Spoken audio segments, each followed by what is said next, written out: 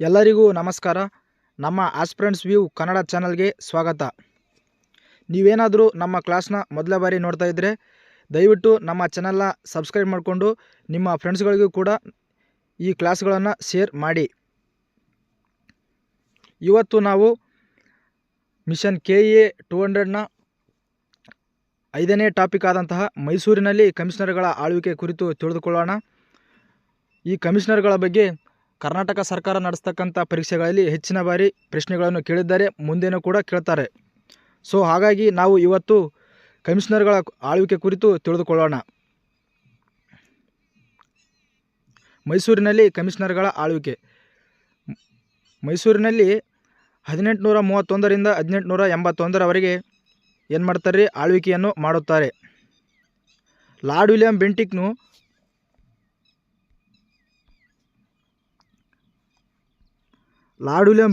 1831ರಲ್ಲಿ ಏನು ಮಾಡ್ತಾನೆ ರೀ, ಮೈಸೂರನ್ನು ಕಮಿಷನರ್ಗಳ ಆಳ್ವಿಕೆಗೆ ಒಳಪಡಿಸುತ್ತಾನೆ. ಯಾಕೆ ಒಳಪಡಿಸುತ್ತಾನೆ? ಬೂದಿ ಬಸಪ್ಪ ದಂಗೆ ಅಥವಾ ನಗರ ದಂಗೆ ಕಾರಣ ನೀಡ್ತಾನೆ ರೀ.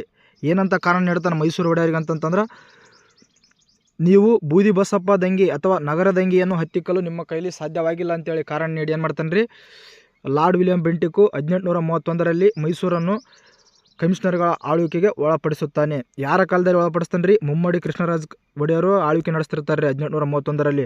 ಅವರನ್ನು ಪದಚ್ಯುತಿಗೊಳಿಸಿ ಏನು ಮಾಡ್ತಾನೆ ರೀ, ಮೈಸೂರಿನಲ್ಲಿ ಕಮಿಷನರ್ಗಳ ಆಳ್ವಿಕೆ ಜಾರಿಗೆ ತರುತ್ತಾನೆ. ಈ ಬೂದಿ ಬಸಪ್ಪ ದಂಗೆ ಏನು ಮಾಡ್ತಾರೆ 1831ರಲ್ಲಿ ನಡೆಯುತ್ತೆ. ಯಾವಾಗ? 1831ರಲ್ಲಿ ನಡೆಯುತ್ತೆ. ಈ ಬೂದಿ ಬಸಪ್ಪ ದಂಗೆಯನ್ನು ನಗರ ದಂಗೆ ಅಂತೇಳಿ ಕರಿತೀವಿ, ಅಥವಾ ಕುಂಸಿ ಸಾದರಮಲ್ಲ ದಂಗೆ ಅಂತೇಳಿ ಕರಿತೀವಿ. ಇದರ ನೇತೃತ್ವವನ್ನು, ಈ ನಗರ ದಂಗೆಯ ನೇತೃತ್ವವನ್ನು ಯಾರು ವಹಿಸಿರ್ತಾರೆ? ಬೂದಿ ಬಸಪ್ಪ ಅಥವಾ ಕುಂಸಿ ಸಾದರಮಲ್ಲ ವಹಿಸಿರುತ್ತಾನೆ.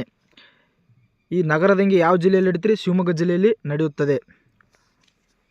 ನೆಕ್ಸ್ಟ್, ಮೈಸೂರು ಸಂಸ್ಥಾನವನ್ನು 5 ವರ್ಷಗಳ ಕಾಲ, ಇಲ್ಲಿ ಸ್ವಲ್ಪ ಟೈಪಿಂಗ್ ಮಿಸ್ಟೇಕ್ ಆಗಿದೆ. ಮೈಸೂರು ಸಂಸ್ಥಾನವನ್ನು ಎಷ್ಟು ರೀ? 50 ವರ್ಷಗಳ ಕಾಲ. 50 ವರ್ಷಗಳ ಕಾಲ ಒಟ್ಟು 7 ಜನ ಕಮಿಷನರ್ಗಳು ಆಳ್ವಿಕೆ ಮಾಡ್ತಾರೆ ರೀ. ಎಷ್ಟು ಜನ? 50 ವರ್ಷಗಳ ಕಾಲ ಒಟ್ಟು 7 ಜನ ಕಮಿಷನರ್ಗಳು ಆಳ್ವಿಕೆಯನ್ನು ಮಾಡುತ್ತಾರೆ. ಆಮೇಲೆ ಲಾರ್ಡ್ ರಿಪ್ಪನ್ ಏನು ಮಾಡ್ತಾನೆ ರೀ, 1881ರಲ್ಲಿ, ಅಂದರೆ 50 ವರ್ಷಗಳ ನಂತರ 1881ರಲ್ಲಿ ಮೈಸೂರಿನಲ್ಲಿ ಕಮಿಷನರ್ ಆಳ್ವಿಕೆಯನ್ನು ಅಂತ್ಯಗೊಳಿಸ್ತಾನೆ ರೀ. ಮೈಸೂರಿನಲ್ಲಿ ಕಮಿಷನರ್ಗಳ ಆಳ್ವಿಕೆಯನ್ನು ಅಂತ್ಯಗೊಳಿಸಿ ಪುನಃ ಮೈಸೂರನ್ನು ಏನು ಮಾಡ್ತಾನೆ ರೀ, ಮೈಸೂರಿನಲ್ಲಿ ಒಡೆಯರ ಆಳ್ವಿಕೆಯನ್ನು ಪ್ರಾರಂಭಿಸ್ತಾನೆ. ಯಾರ ಕಾಲದಲ್ಲಿ ಲಾರ್ಡ್ ರಿಪ್ಪನ್ ಮೈಸೂರಿನಲ್ಲಿ ಒಡೆಯರ ಆಳ್ವಿಕೆಯನ್ನು ಪುನರ್ ಪ್ರಾರಂಭಿಸ್ತಾನಪ್ಪ ಅಂತಂತಂದ್ರೆ, 10ನೇ ಚಾಮರಾಜ ಒಡೆಯರಿಗೆ ಏನು ಮಾಡ್ತಾನೆ ರೀ, ಕಮಿಷನರ್ಗಳ ಆಳ್ವಿಕೆಯನ್ನು ಅಂತ್ಯಗೊಳಿಸಿ 10ನೇ ಚಾಮರಾಜ ಒಡೆಯರಿಗೆ ಮೈಸೂರನ್ನು ಪುನರ್ ಹಸ್ತಾಂತರ ಮಾಡುತ್ತಾನೆ. ನೆಕ್ಸ್ಟ್, ಮೈಸೂರಿನ ಮೊದಲ ಕಮಿಷನರ್ ಯಾರು ರೀ? ಕರ್ನಲ್ ಬ್ರಿಗ್ಸ್. ಯಾರು? ಮೈಸೂರಿನ ಮೊದಲ ಕಮಿಷನರ್ ಕರ್ನಲ್ ಬ್ರಿಗ್ಸ್. ಆಮೇಲೆ ಮೈಸೂರಿನ ಪ್ರಮುಖ ಕಮಿಷನರ್ಗಳು ಅಂತಂದ್ರೆ ಇವ್ರು ಏನು ಮಾಡ್ತಾರೆ, ಕೆಲವು ಮಹತ್ವವಾದ ಕಾರ್ಯಗಳನ್ನು ಮಾಡ್ತಾರೆ ರೀ. ಯಾರು? ಮಾರ್ಕ್ ಕಬ್ಬನ್ ಮತ್ತು ಬೋರಿಂಗು. ಇವರು ಅಂದ್ರೆ ನಮ್ಮ ಮೈಸೂರು ರಾಜ್ಯದ ಅಭಿವೃದ್ಧಿಗೆ ಅನುಕೂಲವಾಗತಕ್ಕಂತಹ ಕೆಲವು ಉತ್ತಮವಾದ ಕೆಲಸಗಳನ್ನು ಮಾಡ್ತಾರೆ. ಸೊ ಹಾಗಾಗಿ ಇವರು ಹೆಚ್ಚಿನ ಪ್ರಾಮುಖ್ಯತೆಯನ್ನು ಹೊಂದಿದ್ದಾರೆ. ಯಾರು? ಮಾರ್ಕ್ ಕಬ್ಬನ್ ಮತ್ತು ಬೋರಿಂಗ್ ಅಥವಾ ಬೌರಿಂಗ್ ಅಂತೇಳಿ ಕರೆಯುತ್ತೇವೆ.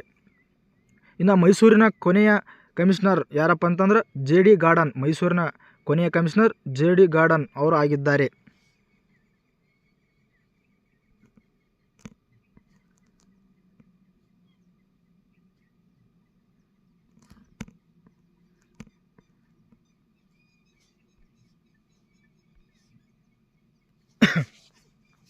ಇನ್ನು ಮೈಸೂರನ್ನು ಒಟ್ಟು 7 ಜನ ಕಮಿಷನರ್ಗಳು ಏನು ಮಾಡ್ತಾರೆ ರೀ, ಆಳ್ವಿಕೆಯನ್ನು ಮಾಡ್ತಾರೆ. ಅವರು ಯಾರಪ್ಪ 7 ಜನ ಅಂತಂತಂದ್ರೆ, ಮೊದಲನೇದಾಗಿ Colonel Briggs, Colonel Morrison, Mark Cubbon, LB Bowring, Colonel Richard Meade, JB Sanders, ಹಾಗೆ ಕೊನೆಯದಾಗಿ JD ಗಾರ್ಡನ್. ಒಟ್ಟು ಎಷ್ಟು ಜನ ರೀ? 7 ಜನ ಆಳ್ವಿಕೆ ಮಾಡುತ್ತಾರೆ. ಪ್ರಶ್ನೆಯಲ್ಲಿ ಹೆಂಗೆ ಕೇಳ್ತಾರಪ್ಪ ಅಂತಂತಂದ್ರೆ, ಕ್ರಮವಾಗಿ ಬರೀರಿ ಅಂತ ಕೇಳ್ತಾರೆ ರೀ. ಆಳ್ವಿಕೆ ಅನುಸಾರ ಕ್ರಮವಾಗಿ, ಅಂದ್ರೆ ಕರ್ನಲ್ ಬ್ರಿಗ್ಸು, ಮಾರಿಸನ್ನು, ಕಬ್ಬನ್ನು, ಬೋರಿಂಗು, ಇವು ಯಾರದೇ ಆಗಲಿ 4 ಜನ ಹೆಸರುಗಳನ್ನು ಕೊಟ್ಟು ಇವರು ಆಳ್ವಿಕೆ ಕ್ರಮದಲ್ಲಿ ಬರೀರಿ ಅಂತೇಳಿ ಕೊಡ್ತಾರೆ. ಸೊ ನೀವೇನು ಮಾಡಬೇಕು, ಇವರನ್ನು ಕ್ರಮವಾಗಿ ನೆನ್ಪಿಟ್ಕೋಬೇಕು ರೀ. ಎಕ್ಸಾಮ್ದಲ್ಲಿ ಇದೇ ಥರ ಕೇಳ್ತಾರೆ. ಇನ್ನು ಪ್ರಮುಖವಾಗಿ ಇಬ್ಬರ ಕುರಿತು ನಾವು ತಿಳಿದುಕೊಳ್ಬೇಕು, 2 ಕಮಿಷನರ್ಗಳ ಕುರಿತು. ಯಾರಪ್ಪ ಅಂತಂತಂದ್ರೆ, ಒಂದು ಮಾರ್ಕ್ ಕಬ್ಬನ್ ಎಲ್ಲಿಂದ ಎಲ್ಲಿ ತನಕ ರೀ? 1834ರಿಂದ 1861ರವರೆಗೆ ಕಮಿಷನರ್ ಆಗಿ ಕಾರ್ಯನಿರ್ವಹಿಸ್ತಾನೆ ರೀ ಮೈಸೂರಿನಲ್ಲಿ. ಹಾಗೆ ಎಲ್ ಬಿ ಬೋರಿಂಗ್ ಎಲ್ಲಿಂದ ರೀ 1862ರಿಂದ 1870ರವರೆಗೆ ಮೈಸೂರಿನಲ್ಲಿ ಕಮಿಷನರ್ ಆಗಿ ಕಾರ್ಯವನ್ನು ನಿರ್ವಹಿಸುತ್ತಾರೆ. ಇನ್ನು ಕರ್ನಲ್ ಬ್ರಿಗ್ಸ್ ಮೊದಲ ಕಮಿಷನರ್, ಕೊನೆಯ ಕಮಿಷನರ್ JD ಗಾರ್ಡನ್. ಇವಿಷ್ಟು ನೆನ್ಪಿಟ್ಕೊಳ್ಳಿ ಸಾಕು. ಇನ್ನು ನೆಕ್ಸ್ಟ್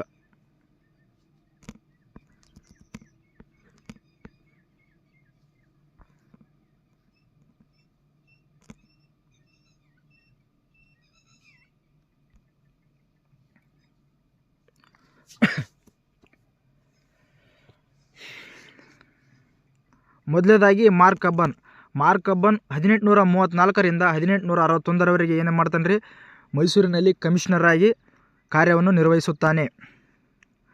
ಇವನು ಕೆಲವು ಮಹತ್ವವಾದ ಕಾರ್ಯಗಳನ್ನು ಏನು ಮಾಡ್ತಾನೆ ರೀ, ಮಾಡ್ತಾನೆ. ಅವುಗಳು ಯಾವುವು ಅಂತೇಳಿ ತಿಳಿದುಕೊಳ್ಳೋಣ ಬನ್ನಿ. ಮೊದಲನೇದಾಗಿ 1835ರಲ್ಲಿ ರಾಜಧಾನಿಯನ್ನು ಮೈಸೂರಿನಿಂದ ಬೆಂಗಳೂರಿಗೆ ವರ್ಗಾಯಿಸಿದನು. ಏನು ಮಾಡ್ತಾನೆ ರೀ, ರಾಜಧಾನಿಯನ್ನು ಏನು ಮಾಡ್ತಾನೆ ರೀ, 1835ರಲ್ಲಿ ಮೈಸೂರಿನಿಂದ ಬೆಂಗಳೂರಿಗೆ ವರ್ಗಾವಣೆ ಮಾಡುತ್ತಾನೆ. ಆಮೇಲೆ 1851ರಲ್ಲಿ ಟ್ರಿನಿಟಿ ಚರ್ಚನ್ನು ಸ್ಥಾಪಿಸಿದನು. ಮಾರ್ಕ್ ಕಬ್ಬನ್ ಏನು ಮಾಡ್ತಾನೆ ರೀ, 1851ರಲ್ಲಿ ಟ್ರಿನಿಟಿ ಚರ್ಚನ್ನು ಸ್ಥಾಪಿಸಿದನು. ನೆಕ್ಸ್ಟ್ ಮಾರ್ಕ್ ಕಬ್ಬನ್ ಏನು ಮಾಡ್ತಾನೆ ರೀ, ಕಾಫಿ ಬೆಳೆಗೆ ಪ್ರೋತ್ಸಾಹ ನೀಡುತ್ತಾನೆ. ಮೈಸೂರು ರಾಜ್ಯದಲ್ಲಿ ಏನು ಮಾಡ್ತಾನೆ ರೀ, ಕಾಫಿ ಬೆಳೆಗೆ ಪ್ರೋತ್ಸಾಹ ನೀಡುತ್ತಾನೆ. ಆಮೇಲೆ ನೆಕ್ಸ್ಟು 1856ರಲ್ಲಿ ಲೋಕೋಪಯೋಗಿ ಇಲಾಖೆಯನ್ನು ಸ್ಥಾಪಿಸುತ್ತಾನೆ. ಏನು ಮಾಡ್ತಾನೆ ರೀ, ಮಾರ್ಕ್ ಕಬ್ಬನು 1856ರಲ್ಲಿ ಲೋಕೋಪಯೋಗಿ ಇಲಾಖೆಯನ್ನು ಸ್ಥಾಪಿಸಿದನು.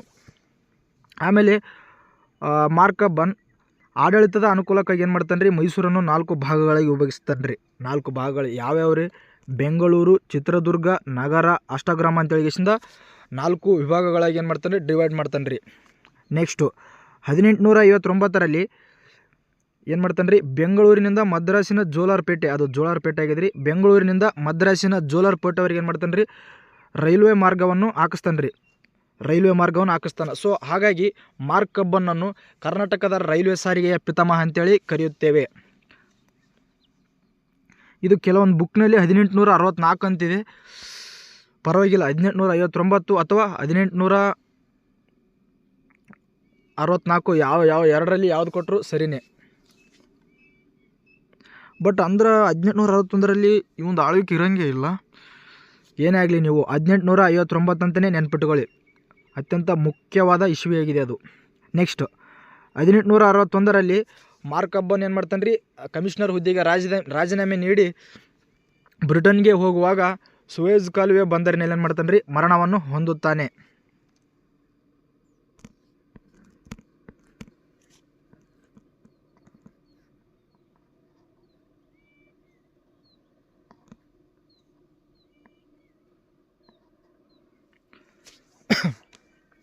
ಎರಡನೇದಾಗಿ ಲೂಯಿಸ್ ಬೆಂಥಾಮ್ ಬೌರಿಂಗ್ ಅಂದರೆ ಎರಡನೇ ಪ್ರಮುಖವಾದ ಕಮಿಷನರ್ ರೀ ಇವರು. ಮೊದಲನೇದಾಗಿ ಕಬ್ಬನ್ ಕುರಿತು ತಿಳಿದುಕೊಂಡ್ವಿ, ಇವಾಗ ಬೌರಿಂಗ್ ರೀ. 7 ಜನ ಕಮಿಷನರ್ಗಳಲ್ಲಿ ಇವರಿಬ್ಬರ ಕುರಿತು ತಿಳಿದುಕೊಂಡ್ರೆ ಸಾಕು. ಇವರಿಬ್ಬರ ಹೊರತು ಬೇರೆಯವ್ರ ಬಗ್ಗೆ ಕ್ವೆಶನ್ ಜಾಸ್ತಿ ಕೇಳೋದಿಲ್ಲ. ಲೂಯಿಸ್ ಬೆಂಥಾಮ್ ಬೌರಿಂಗ್ ಎಲ್ಲಿಂದ ಎಲ್ಲಿಗ ಕಮಿಷನರ್ ಆಗಿ ಕಾರ್ಯನಿರ್ವಹಿಸ್ತಾನೆ ರೀ ಮೈಸೂರಿನಲ್ಲಿ ಅಂತಂತಂದ್ರೆ 1862ರಿಂದ 1870ರವರೆಗೆ. ಬೌರಿಂಗ್ ಏನು ಮಾಡ್ತಾನೆ ರೀ, ಮೈಸೂರಿನ ಆಡಳಿತ ವಿಭಾಗಗಳು ಮಾರ್ಕ್ ಕಬ್ಬನ್ ಏನು ಮಾಡ್ತಾನೆ ರೀ, 4 ಆಡಳಿತ ವಿಭಾಗಗಳಿಗೆ ಏನು ಮಾಡ್ತಾನೆ ರೀ, ಡಿವೈಡ್ ಮಾಡಿರ್ತಾನೆ. ಇವ ಏನು ಮಾಡ್ತಾನೆ ರೀ, 4ರಿಂದ ಏನು ಮಾಡ್ತಾನೆ 3ಕ್ಕೆ ಇಳಿಸ್ತಾನೆ ರೀ. 3ಕ್ಕೆ ಯಾವ್ಯಾವ ರೀ, ಅಷ್ಟಗ್ರಾಮ, ನಂದಿದುರ್ಗ, ಹೈದರಾಬಾದ್ ಅಂತೇಳಿಗಿಂದ 3 ವಿಭಾಗಗಳಾಗಿ ವಿಂಗಡಣೆ ಮಾಡುತ್ತಾನೆ. ಆಮೇಲೆ ಬೌರಿಂಗು 1862ರಲ್ಲಿ IPC ಮತ್ತು CRPC ಕಾಯ್ದೆಯನ್ನು ಜಾರಿಗೆ ತರ್ತಾನೆ ನೋಡ್ರಿ. IPC ಮತ್ತು CRPC ಕಾಯ್ದೆಯನ್ನು ಜಾರಿಗೆ ತರುತ್ತಾನೆ. ನೆಕ್ಸ್ಟ್ 1862ರಲ್ಲಿಯೇ ಪೊಲೀಸ್ ಕಾಯ್ದೆಯನ್ನು ಜಾರಿಗೆ ತರ್ತಾನೆ ರೀ. ಮೈಸೂರಿನಲ್ಲಿ ಏನು ಮಾಡ್ತಾನೆ ರೀ, ಪೊಲೀಸ್ ಕಾಯ್ದೆಯನ್ನು ಜಾರಿಗೆ ತಂದನು. ಆಮೇಲೆ 1863ರಲ್ಲಿ ಬೆಂಗಳೂರಿನಲ್ಲಿ ಸೆಂಟ್ರಲ್ ಜೈಲನ್ನು ಸ್ಥಾಪಿಸ್ತಾನೆ ರೀ. ಎಕ್ಸಾಮ್ನಲ್ಲಿ ಇದೇ ಥರ ಕೇಳ್ತಾರೆ. 1863ರಲ್ಲಿ ಬೆಂಗಳೂರಿನಲ್ಲಿ ಸೆಂಟ್ರಲ್ ಜೈಲನ್ನು ಸ್ಥಾಪಿಸಿದಂತಹ ಮೈಸೂರಿನ ಕಮಿಷನರ್ ಯಾರು ಎಂದು ಪ್ರಶ್ನೆಯನ್ನು ಕೇಳುತ್ತಾರೆ. ಇದೇ ಥರ ಪ್ರಶ್ನೆಯನ್ನು ಎಕ್ಸಾಮ್ನಲ್ಲಿ ಕೇಳ್ತಾರೆ ರೀ. ಆಮೇಲೆ 1864ರಲ್ಲಿ ಬೆಂಗಳೂರಿನಲ್ಲಿ ಹೈಕೋರ್ಟ್ ಸ್ಥಾಪಿಸ್ತಾನೆ ರೀ. ಆಮೇಲೆ 1864ರಲ್ಲಿ ಬೆಂಗಳೂರಿನಲ್ಲಿ ಏನು ಮಾಡ್ತಾನೆ ರೀ, ಸೆಂಟ್ರಲ್ ಕಾಲೇಜನ್ನು ಸ್ಥಾಪನೆ ಮಾಡುತ್ತಾನೆ. ಏನ್ರಿ ಸೆಂಟ್ರಲ್ ಕಾಲೇಜನ್ನು ಸ್ಥಾಪನೆ ಮಾಡುತ್ತಾನೆ. ಆಮೇಲೆ ಬೆಂಗಳೂರಿನಲ್ಲಿ ಬೋರಿಂಗ್ ಆಸ್ಪತ್ರೆಯನ್ನು ಕೂಡ ಸ್ಥಾಪನೆ ಮಾಡುತ್ತಾನೆ. ಆಮೇಲೆ ನೆಕ್ಸ್ಟು ಬೋರಿಂಗ್ ಮತ್ತೇನು ಮಾಡ್ತಾನೆ ರೀ, ಪ್ರಸಿದ್ಧ ಕಮಿಷನರ್ ಆದಂತಹ ಮಾರ್ಕ್ ಕಬ್ಬನ್ ನೆನಪಿಗಾಗಿ ಏನು ಮಾಡ್ತಾನೆ ರೀ, ಬೆಂಗಳೂರಿನಲ್ಲಿ ಕಬ್ಬನ್ ಪಾರ್ಕನ್ನು ಸ್ಥಾಪನೆ ಮಾಡ್ತಾನೆ ರೀ. ಮಾಜಿ ಇರ್ತಾನಲ್ರಿ, ಇವ್ರಕಿನ್ನ ಮುಂಚೆಗೆ ಇರ್ತಕ್ಕಂಥ ಮಾರ್ಕ್ ಕಬ್ಬನ್ನ ನೆನಪಿಗಾಗಿ ಕಬ್ಬನ್ ಪಾರ್ಕನ್ನು ನಿರ್ಮಾಣ ಮಾಡ್ತಾನೆ ರೀ ಬೆಂಗಳೂರಿನಲ್ಲಿ. ಇದರ ಶಿಲ್ಪಿ ಯಾರು ರೀ, ಜಾನ್ ಮಿಡ್.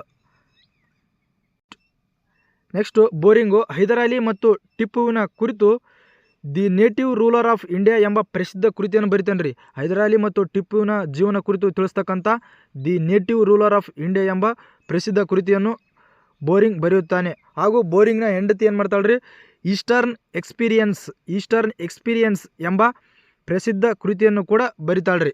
ಇದಿಷ್ಟು ಮೈಸೂರಿನ ಕಮಿಷನರ್ಗಳ ಕುರಿತು ಮಾಹಿತಿಯಾಗಿತ್ತು. ಇವ್ರ ಮೇಲೆ ಪ್ರಶ್ನೆ ಯಾಕೆ ಕೇಳ್ತಾರಪ್ಪ ಅಂದರೆ, ಇವರು ಮಾಡಿರಲ್ರಿ ಇವೆಲ್ಲ ಕಾರ್ಯಗಳು, ಸೆಂಟ್ರಲ್ ಕಾಲೇಜು, ಹೈಕೋರ್ಟು, ಸೆಂಟ್ರಲ್ ಜೈಲು, CRPC, ಮತ್ತು ರಸ್ತೆ ಮಾರ್ಗ, ರೈಲು ಮಾರ್ಗ, ಇವೆಲ್ಲವುಗಳಿಂದ ಏನು ಮಾಡ್ತಾರೆ ರೀ, ಇವೆಲ್ಲವುಗಳಿಂದ ಏನಾಗುತ್ತೆ ಅಂತಂತಂದ್ರೆ ಮೈಸೂರು ಅಭಿವೃದ್ಧಿ ಆಗುತ್ತೆ ರೀ. ಈ ಮೈಸೂರು ಅಭಿವೃದ್ಧಿ ಆಗೋದರಿಂದ ಅತ್ಯಂತ ಮಹತ್ವವನ್ನು ಪಡೆಯುತ್ತದೆ. ಇದು ಹೆಚ್ಚು ಮಹತ್ವ ಪಡೆದಿರುವ ವಿಷಯವಾಗಿರುವುದರಿಂದ ಕರ್ನಾಟಕದ ಸ್ಪರ್ಧಾತ್ಮಕ ಪರೀಕ್ಷೆಗಳಲ್ಲಿ ಏನು ಮಾಡ್ತಾರೆ ರೀ, ಪ್ರಶ್ನೆಗಳನ್ನು ಕೇಳ್ತಾರೆ. ಮುಂದಿನ ಪರೀಕ್ಷೆಗಳಲ್ಲೂ ಕೂಡ ಅತಿ ಹೆಚ್ಚು ಪ್ರಶ್ನೆಗಳನ್ನು ಈ ಟಾಪಿಕ್ ಮೇಲೆ ಕೇಳ್ತಾರೆ. ಹಾಗಾಗಿ ನೀವು ಚೆನ್ನಾಗಿ ಓದ್ಕೊಳ್ಳಿ. ಇವತ್ತಿನ ಕ್ಲಾಸ್ ನಿಮಗೆ ಇಷ್ಟ ಆಗಿದ್ದರೆ ದಯವಿಟ್ಟು ಒಂದು ಲೈಕ್ ಮಾಡಿ. ಯಾವುದಾದ್ರೂ ಮಿಸ್ಟೇಕ್ ಇದ್ದರೆ ಕಮೆಂಟ್ ಬಾಕ್ಸ್ನಲ್ಲಿ ತಿಳಿಸಿ, ನಾನು ಅದನ್ನು ಸರಿಪಡಿಸ್ಕೊಳ್ತೀನಿ. ಧನ್ಯವಾದಗಳು. ಮತ್ತೆ ಮುಂದಿನ ಕ್ಲಾಸ್ನಲ್ಲಿ ಸಿಗೋಣ.